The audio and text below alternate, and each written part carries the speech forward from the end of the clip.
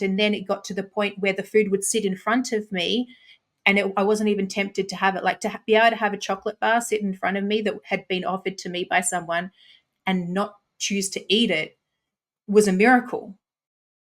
Erica, how did you find carnivore? Thanks, Dave. So I found Carnivore about 6 months before I actually decided to try it. I'd been told about it by a couple of different people who had heard good things.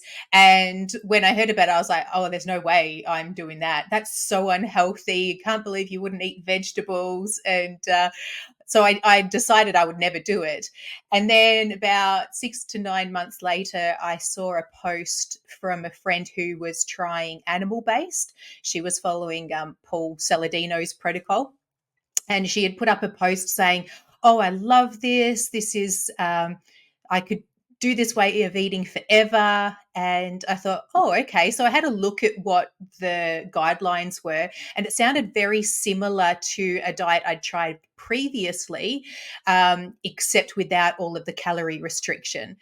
So it brought in some of the low calorie vegetables and things like that. I wasn't interested in eating the honey and the fruit and the rice and things like that. For me, it was more about the different low carb veggies that I could include.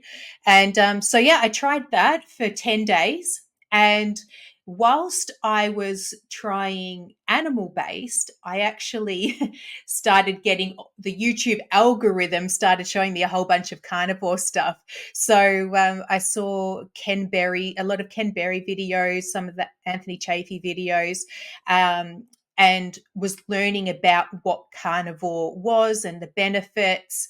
And to me, it started to make a lot of sense because I already had a healthy distrust for mainstream guidelines and based on previous years and different corporations. But so I decided that, well, if they're lying to us about that, maybe they're lying to us about this as well. And I had already tried a vegan diet. I've tried all of the diets. It's a similar story to a lot of people who come to carnivore. But I decided that I think I can give that a go. And so after 10 days of animal based, I just gave up the vegetables and launched into focusing on the meats.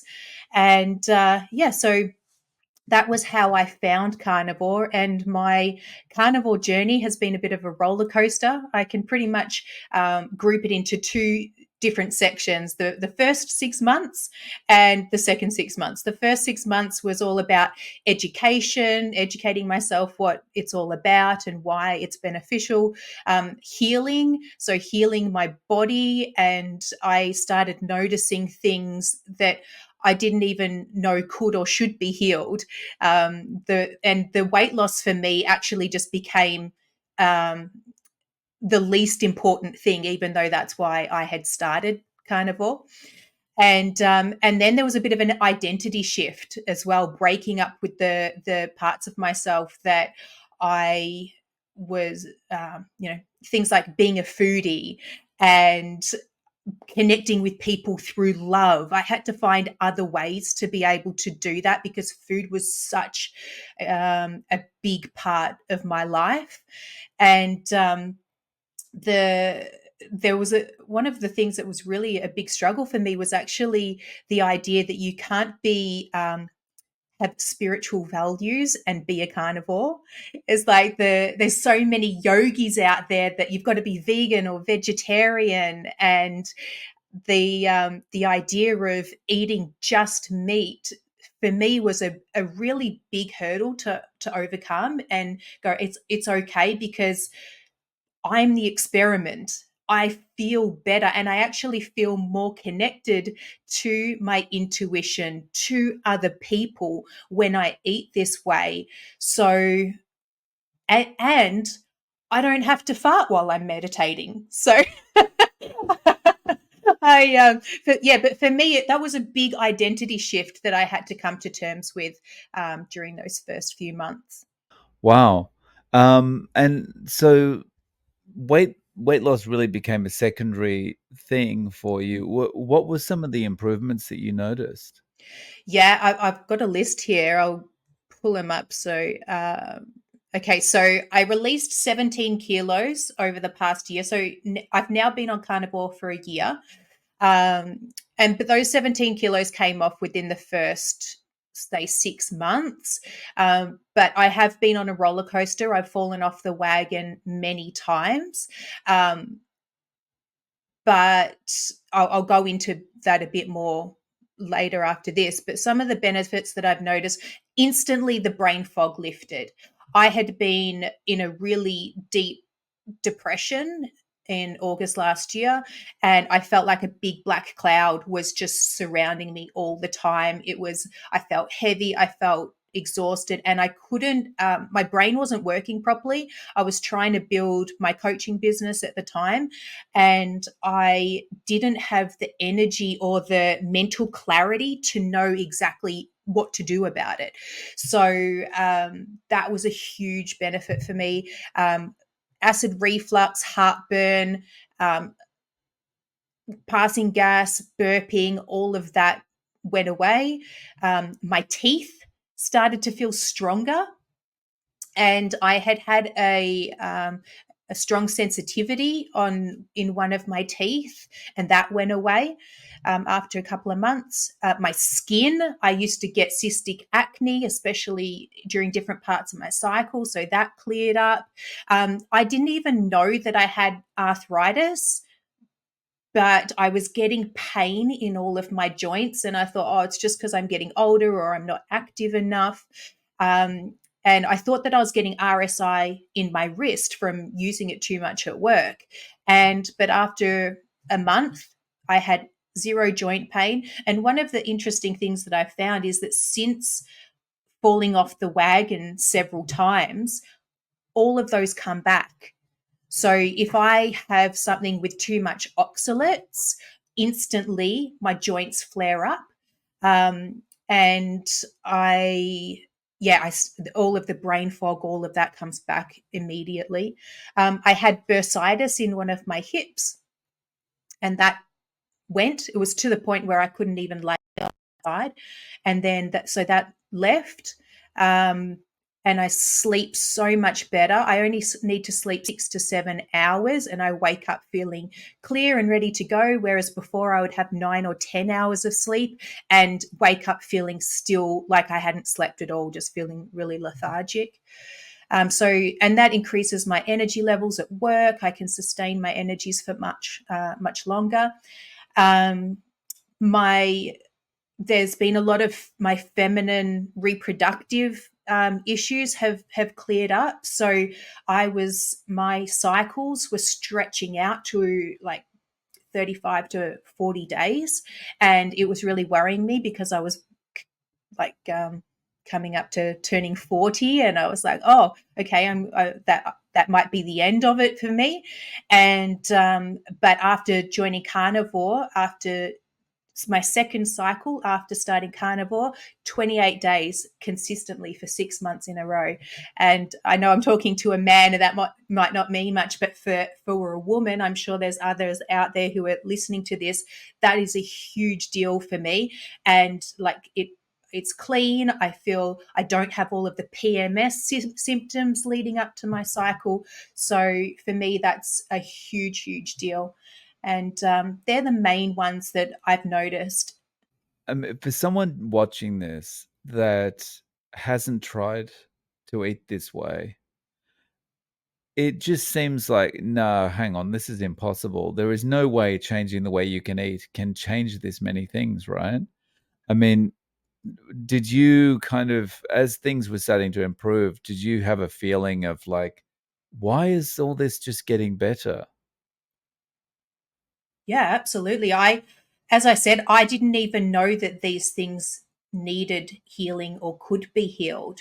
I thought that I'd never been diagnosed with PCOS, polycystic ovarian syndrome, um, but I thought I had a lot of the symptoms of that. And I'd seen a few diets around about quitting sugar and how that would help with those symptoms.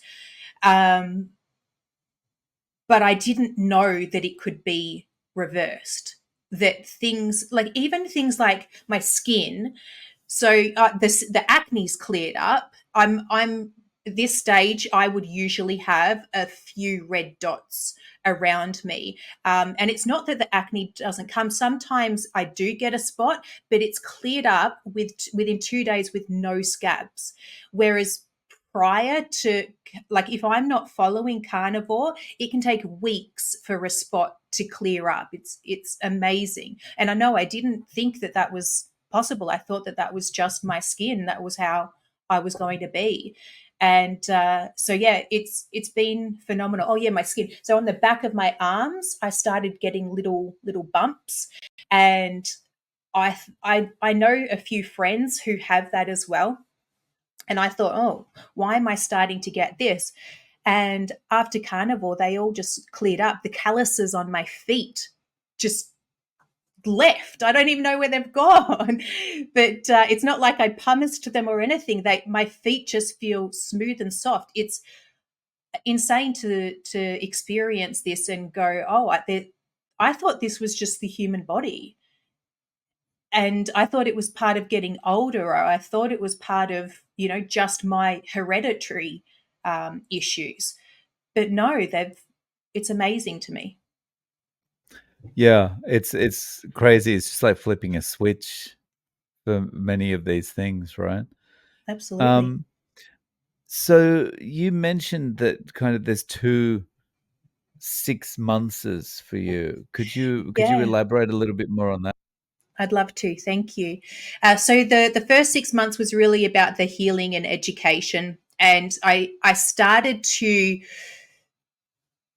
retrain my brain and get those new identity shifts, but I was still struggling with emotional eating. And so in the first 6 months, I think I fell off the wagon 5 times.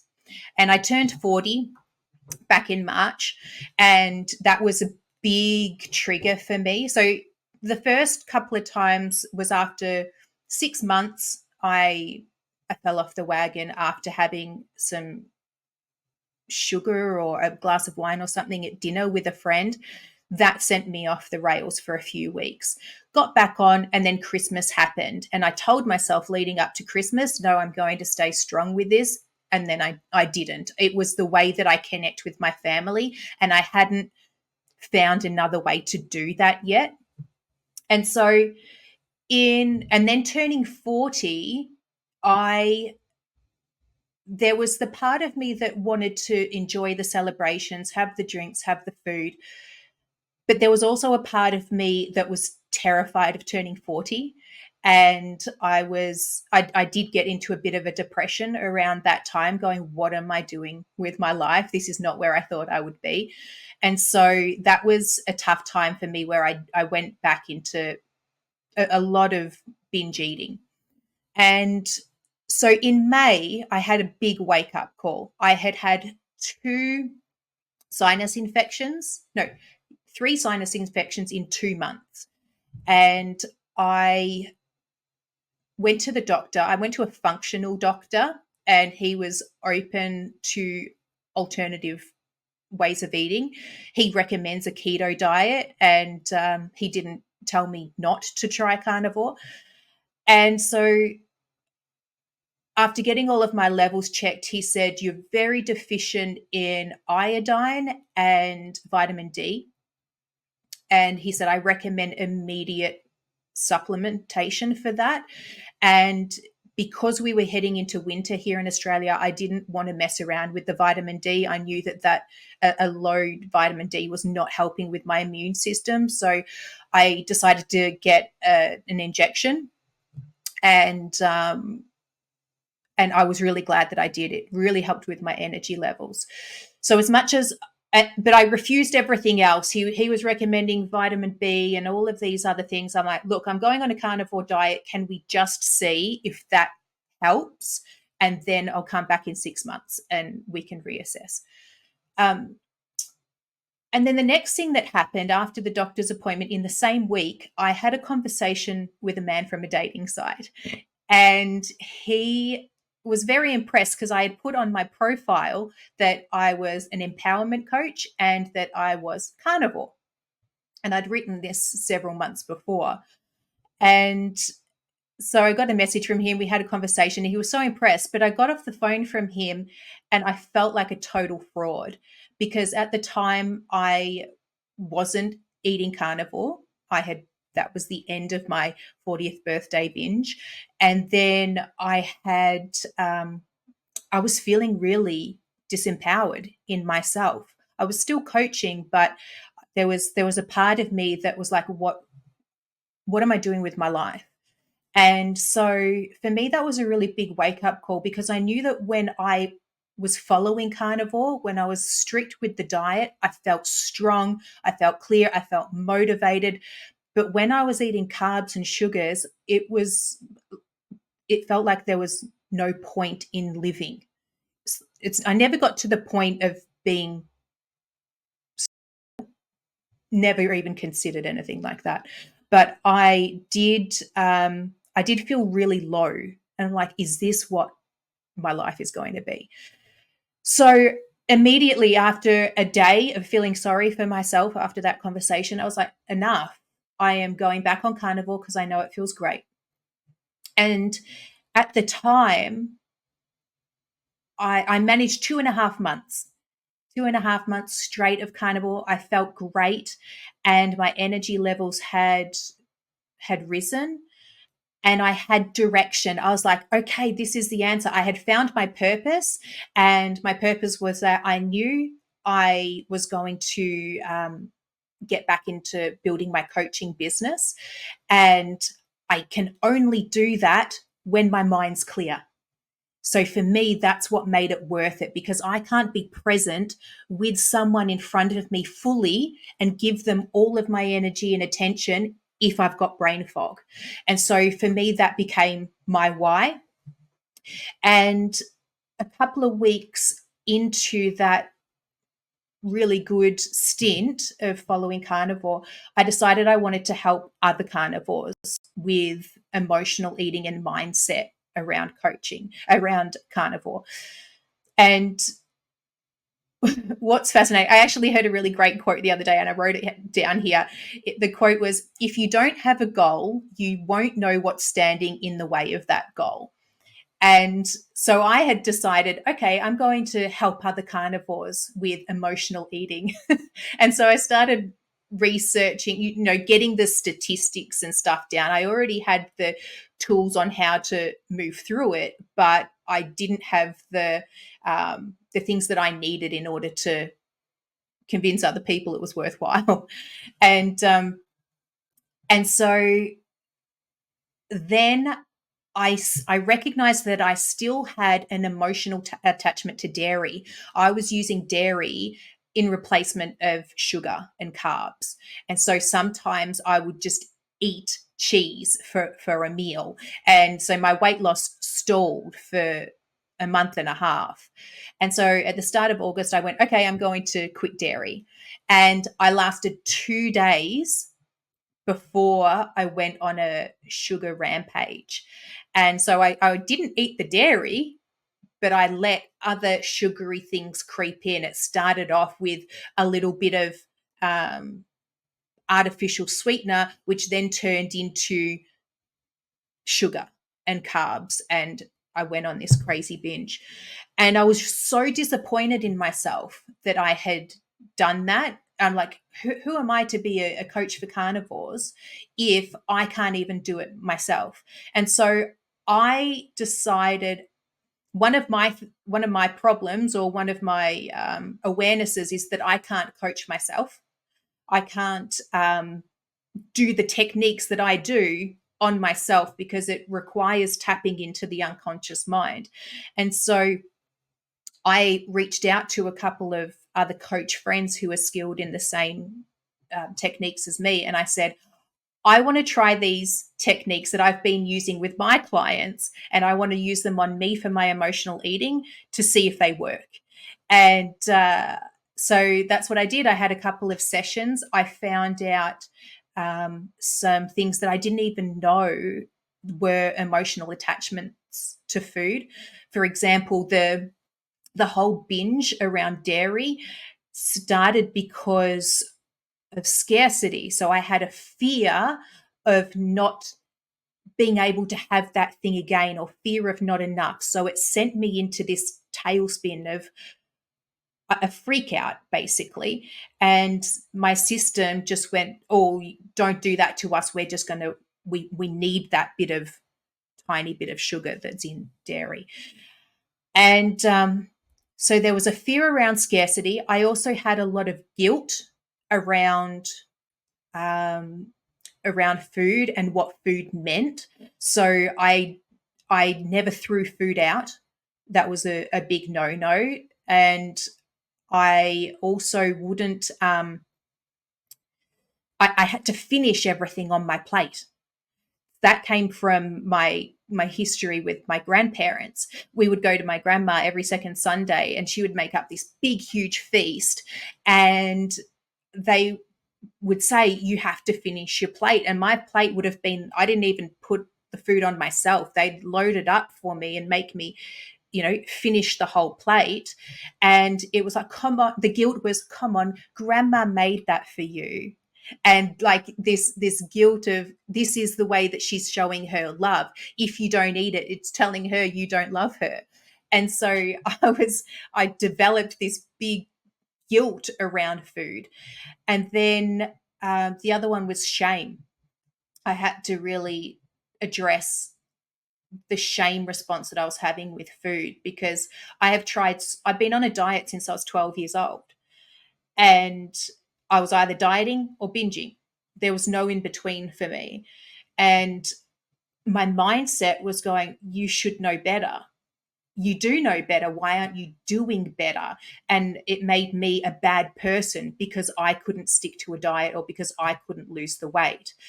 And I had to address the underlying reasons that my body wanted to be safe, which was due to historical trauma, where my body needed that layer of protection.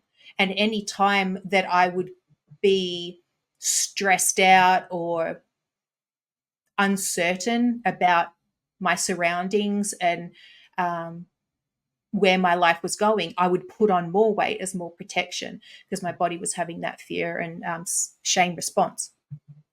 So I did these techniques with a couple of coaches, and I then allowed myself to eat whatever I wanted to for 2 weeks afterwards, because I wanted to see if it had worked.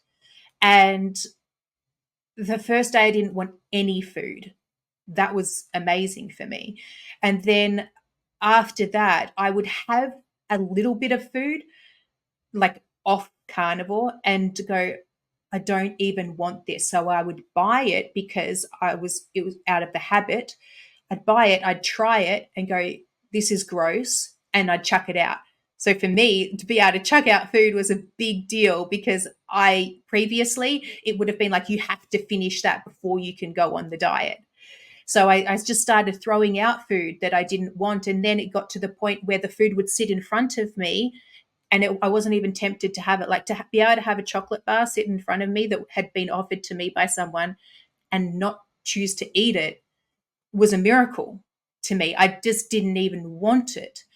And so that for me has been the second month, really dealing with the emotional side of eating.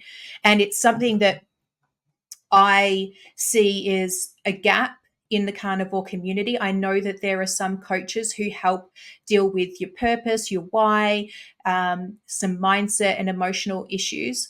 And I want to specialize in that area. I don't want to coach people who are needing help with how much to eat, what to eat, their macros, and all that kind of thing.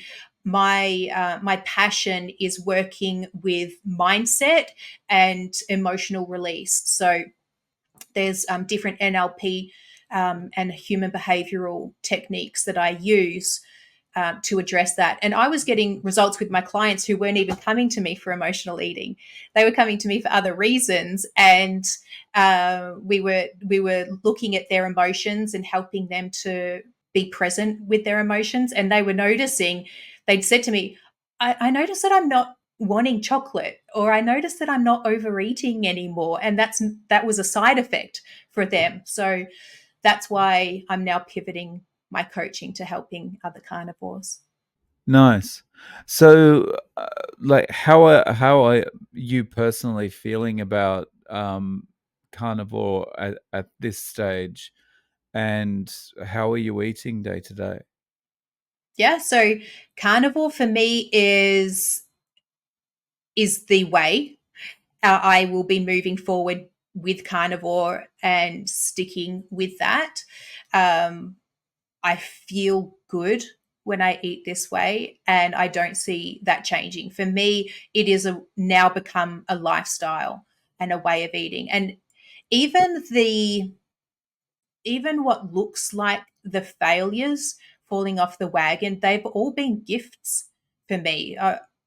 I see every one of them as an opportunity to heal something in myself, whether it be my mindset or my emotions. So I'm choosing not to see my binges or falling off the wagon as failures, but instead being road bumps, speed bumps. And I am still considering myself on my carnivore journey, even though I haven't followed it to a T for the past year.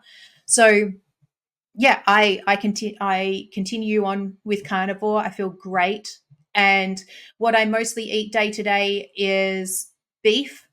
I actually just had a friend send me a voice memo and say, what do you actually eat in a day? What's your percentage of different types of meats that you eat? So I eat, I'd say probably 80% beef. I used to be a real fan of lamb growing up. It was my favorite meat. And I still eat it, but it's maybe once or twice a month. I don't have the same desire for it. And I think that's probably because beef has some kind of nutrients that I need and that lamb doesn't have. For me, it feels more satiating and it feels nicer in my body to eat it. But I'll still have lamb every now and then. I make myself jerky and things as a snack. I bought half a side of beef, and so I've got all of the cuts in the freezer. So I'm learning how to use them all. And some of them are a lot leaner, so I need to add things like butter or tallow to my meal. But then yeah, it's nice to be able to explore with eating all of the cuts and knowing that it's all being used up. I like knowing that I've got that whole um, side of meat and I get to consume it all. I don't, rather than going to the butcher and only having the ribeye or the Scotch fillet and going, what's happening to the rest of the animal? So that's how I like to do it. I also eat a lot of eggs. Usually my stomach's not ready for beef for breakfast. I usually have my first meal around 11 o'clock, and then I have another meal around 4 during my break at work. And so I'll have eggs, or I'm actually obsessed with Courtney Luna's carnivore bread at the moment. That one's amazing. And so I like to fry that up. It tastes almost like French toast. And I'll either put like a cleaned pate on that, or I'll put smoked salmon with a little bit of sour cream or creme fraiche on that as well. I do eat a lot of salmon. I get a really nice, sustainably sourced one, which is really good quality. So I eat that a couple of times a week. I will also eat duck and chicken, but they are rare, once every couple of weeks. And I don't find them as satiating, especially chicken. I'm usually hungry within a couple of hours after eating chicken. I haven't, since being back on track with carnivore, I haven't tried to eliminate dairy again, but my consumption of it has not been out of control like it was. Since I've done the work on the emotions, I have dairy if it's available to me, or to add a little bit of a different flavor. Sometimes if I'm cooking like a stewed beef or something like that, I'll put sour cream in it, so it's kind of like a stroganoff. And it just gives me a little bit of a different flavor compared to just having that. And when I'm going to work, generally what I'll take is a flask of bone broth.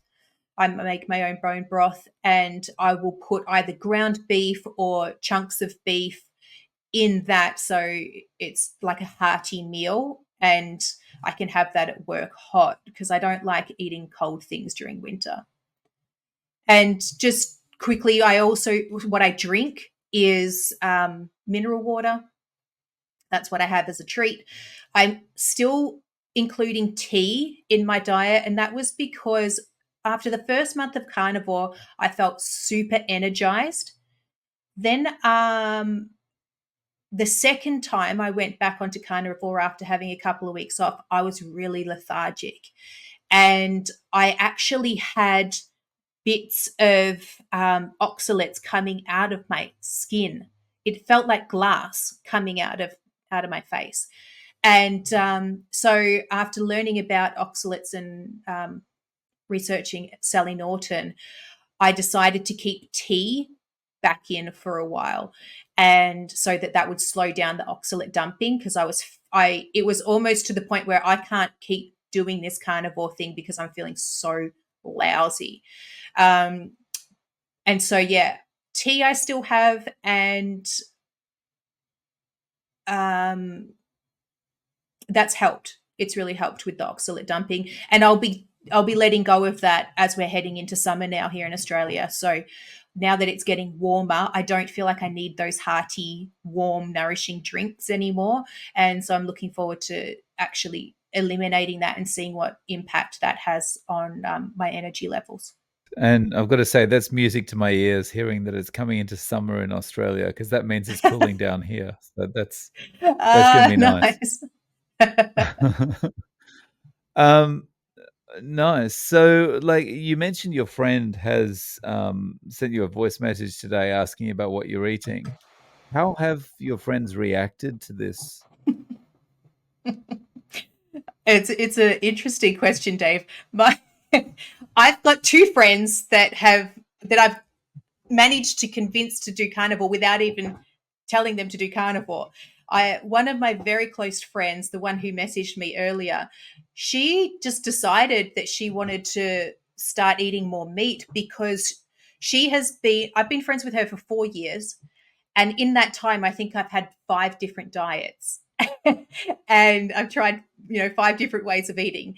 And this is the first one. She's like, "You look amazing.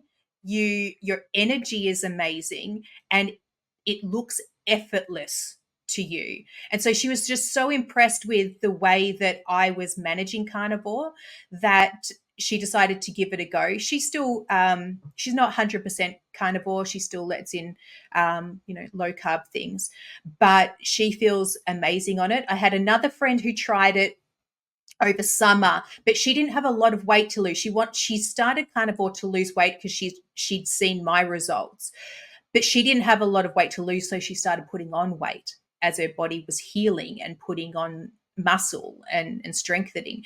And so that freaked her out and she stopped.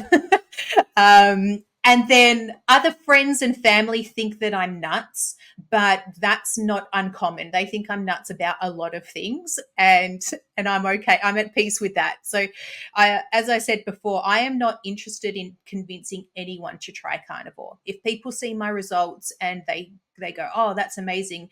What are you doing?" and I'm interested to give it a go, I'll absolutely give them the information that they need, or point them in the direction of who to talk to.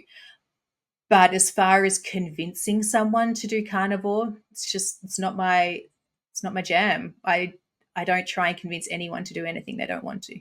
Can you talk a little bit about your coaching and also how people can reach out to you? Yeah, sure. So my coaching, I am now focusing on helping women carnivores, especially. I will work one on one with males, but I will be launching a group program coming up, which is going to be specifically for women. One of the One of the reasons that I wanted to do this is because I see in a lot of the carnivore Facebook groups, just go ahead and eat meat. It's not that hard. And I agree with that. You know, for the first 6 weeks of carnivore, for me, it wasn't hard. I enjoyed the diet. I was in ketosis. My mind was clear. I wasn't thinking about other foods. But then when it comes to social situations and stressful periods in my life, that's when the other foods come back in. And so I wanted to bring compassion, hence the name Compassionate Carnivore Coach. But I wanted to bring compassion to the carnivore space and go, if you're struggling, I see you. I understand that it's not as easy as just deciding to eat meat. And so I work with people on their emotional attachment to food. We look at your beliefs around food, the reasons that you need to eat certain things.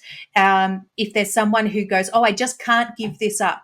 There's this one thing that I have to have," that indicates an emotional attachment to that food, because it's actually not true. You probably can give that up if it's a sweet or alcohol or whatever it might be. That you have either an addiction or an emotional or mental attachment to that food. And so I work with people to address what those are, to create new beliefs. There's some amazing techniques that I have that help to neutralize the unconscious attachment that we have to food. So that's where I come in. And if that's something that you need help with, then absolutely be delighted to coach anyone. I do have, if you don't mind me doing a little shameless plug, Dave, I have a 6-week beta program coming up. So before I launch my true program, I'm going to be doing a 6-week emotional eating course program with 20 women. And these women will be ones who are struggling with emotional eating or binging or addiction whilst they're still committed to carnivore, but there's certain things they are struggling to give up. And it's going to be a free beta program. So I'm not charging anything for it. I'm just interested to use the skills that I've got and find out what are people's challenges so that I can create something bigger for the community. So whatever I create in the future will be longer. It'll be something that I charge for. But right now, I just want to do this to get a feel for, is this something that people want and need, and what specifically do people need help with? So there will be coaching, there will be it will be results oriented, but it's also going to be feedback for me on what I can improve on in my skills. So if anyone wants to join that, it's going to be starting in October. It'll be during the daytime in Australia, which will be evening in the US. So I'm welcoming people, doesn't matter where you are in the world. And you can reach out to me on Instagram, which my handle is Compassionate Carnivore Coach. On Instagram, I will also give you my email address, Dave, so you can link that, which is compassionatecarnivorecoach@gmail.com. And I am also launching my YouTube channel tomorrow. So, which by the time this comes out will probably be today or yesterday. So I will be putting out some material which does have a bit about my carnivore journey and the mechanical tips that have helped me, but also a lot of mindset and emotional information as well. Awesome. Well, I'll link to all those below. Erica, thank you so much for coming on and sharing your story. I really appreciate your time and looking forward to seeing you in November. Yes, I'm so excited. It's going to be great.